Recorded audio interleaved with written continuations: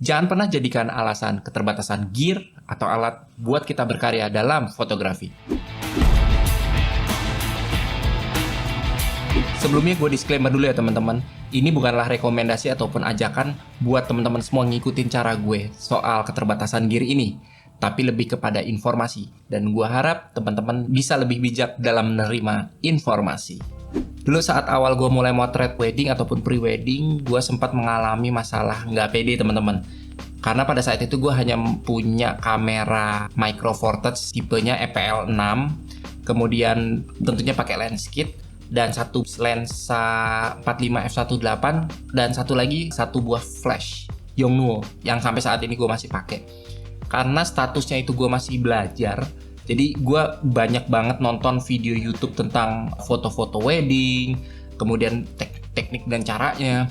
Dan dari informasi yang gue terima itu kok gue melihat mereka fotografernya ini kok perlengkapan dan gearnya itu banyak banget, khususnya lensa teman-teman. Emang sih idealnya lensa yang aman buat motret fotografi wedding itu adalah 2470 dan 70-200. Karena teman-teman nggak perlu repot-repot bolak-balik ganti lensa untuk mengambil momen-momen penting di saat pernikahan. Akhirnya gue jadi mikir teman-teman, apakah dengan kondisi nggak ideal ini bikin gue nggak bisa jadi nyemplung ke dunia fotografi wedding?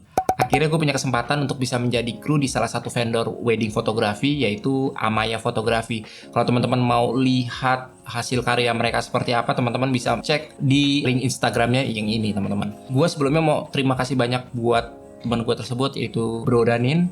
I owe you so much bro.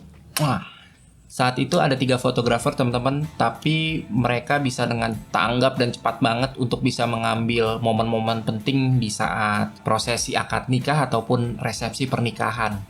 Seingat gua rata-rata fotografernya mereka menggunakan satu body kamera full frame dan menggunakan lensa fix atau lensa prime. Ada satu fotografer yang menggunakan lensa zoom 2470 dan 70-200, dan mereka tanggap banget dengan mengganti lensa untuk momen-momen yang berbeda.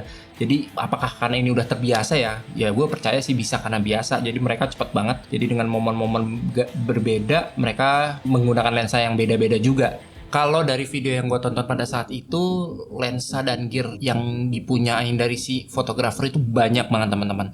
Nah dari situlah pikiran gue terbuka bahwa fotografi itu nggak melulu soal gear ataupun alat. Tapi justru kreativitas dari fotografer dengan keterbatasan itulah mereka bisa menghasilkan karya-karya yang menakjubkan. Gue pun sempat bertanya-tanya teman-teman, kapan ya kira-kira gue bisa mempunyai atau memiliki gear ataupun lensa yang sebanyak fotografer yang gue tonton itu.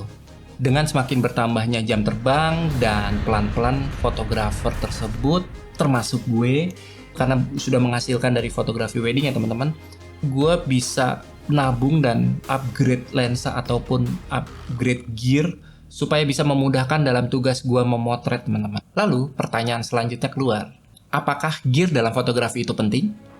Ya jelas teman-teman, kalau menurut gue penting, karena gear-gear tersebut dibuat untuk memudahkan. Tapi bukan berarti kita sebagai fotografer berketergantungan dengan gear-gear tersebut. Kita tetap harus terus mengeksplor supaya kreativitas kita bisa keluar.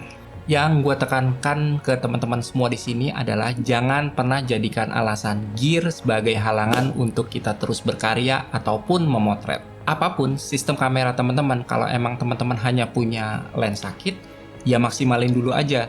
Terus asah kreativitas kita teman-teman.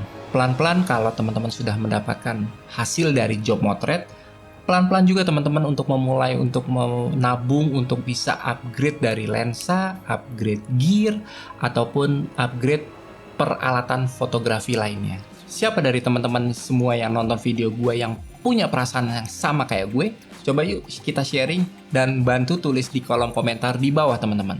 Oke, semoga cerita ini membawa manfaat buat kehidupan motret teman-teman semua. Dan bantu subscribe dan like-nya jika teman-teman berkenan. Kalau teman-teman mau nonton video gue lainnya, silahkan bisa langsung klik video di samping kanan gue ini. Oke, sampai ketemu di video selanjutnya. Febri Joko, sign out.